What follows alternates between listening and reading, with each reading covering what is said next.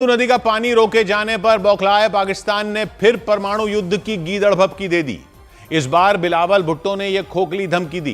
पहलगाम हमले के बाद भारत ने पाकिस्तान को सबक सिखाने के लिए सिंधु जल समझौते को मानने से इनकार कर दिया था।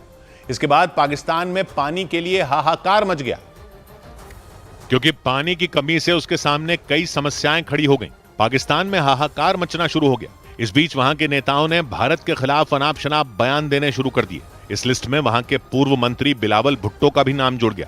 उन्होंने अमेरिका के वॉशिंगटन डीसी में भारत के खिलाफ जहर उगलते हुए सिंधु जल समझौते को लेकर परमाणु युद्ध की खोखली धमकी दे दी। India shutting off Pakistan's water supply is laying the foundations for the first nuclear water war.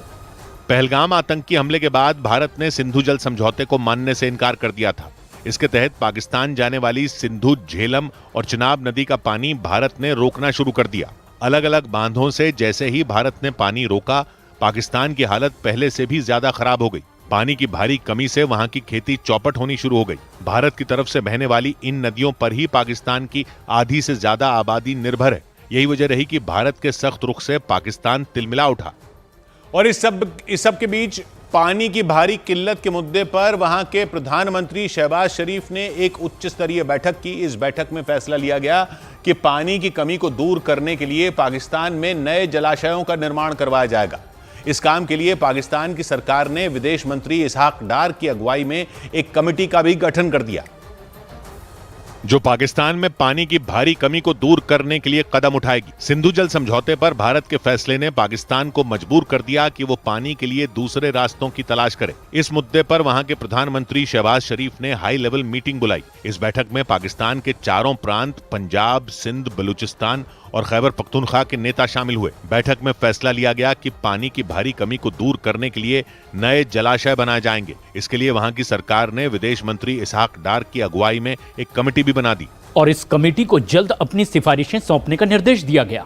इसके अलावा बैठक में पाकिस्तान के बांधों को लेकर सभी प्रांतों में सहमति बनाने की भी कोशिश की गई, ताकि सभी इलाकों में लोगों को पानी मिल सके। इस दौरान शहबाज शरीफ ने गीदड़ भभकी भी दी कि भारत ने सिंधु जल समझौते को लेकर जो कदम उठाया, उसका पाकिस्तान पूरी ताकत के साथ सामना करेगा। उधर पाकिस्तान के रक्षा मंत्री ख्वाजा आसिफ के बाद वहां के पूर्व विदेश मंत्री बिलावल भुट्टो ने भी माना कि उनके देश ने न सिर्फ आतंकवाद को बढ़ावा दिया, बल्कि आतंकियों को पालने पोसने में भी मदद की। उन्होंने अमेरिका के वॉशिंगटन डीसी में हुए कार्यक्रम के दौरान खुद अपने देश की पोल खोल कर रख दी। बिलावल भुट्टो ने यह भी मान लिया कि पाकिस्तान ने जो आतंकी पाले थे, वो भारत समेत दूसरे देशों के लिए खतरा बन चुके हैं। यानी बिलावल भुट्टो के इस बयान से साबित हो गया कि पाकिस्तान का मकसद क्या है। उनके इस कबूलनामे ने पाकिस्तान का असली चेहरा सामने ला दिया। अमेरिका के वॉशिंगटन में एक कार्यक्रम के दौरान बिलावल भुट्टो ने पूरी दुनिया के सामने यह माना कि उनके देश ने ही आतंकवादियों को बढ़ावा दिया था। उन्होंने खुद कबूल किया कि लश्कर ए तैयबा जैसे आतंकी संगठन कई दशक पहले अमेरिका के पैसों से पाले गए थे और उस दौरान उन्हें जिहाद सिखाया गया था। यही नहीं, सैन्य संगठन नेटो की सेनाएं जब अफगानिस्तान में थीं, तब आतंकियों और उनका मकसद एक ही था। लेकिन अमेरिका के वहां से पीछे हटते ही इन आतंकी संगठनों ने भारत समेत दूसरे देशों का रुख कर लिया। So once the war was over, they went and picked up in their mind what was another just cause and turned their guns from one border. Bilawal Bhutto ने यह बयान देकर पाकिस्तान का वो सच सामने ला दिया जिसे वो छिपाता रहा है। उनकी बातों से भारत का दावा और पुख्ता हो गया कि पाकिस्तान ही आतंकियों का गढ़ रहा है। उधर पाकिस्तान की एलओसी पर ड्रोन से घुसपैठ कराने की बड़ी साजिश बेनकाब हो गई। खुफिया एजेंसी के सूत्रों के मुताबिक पीओके में पाकिस्तान की खुफिया एजेंसी आईएसआई और आतंकी संगठन लश्कर ए तैयबा के कमांडरों की बड़ी मीटिंग हुई।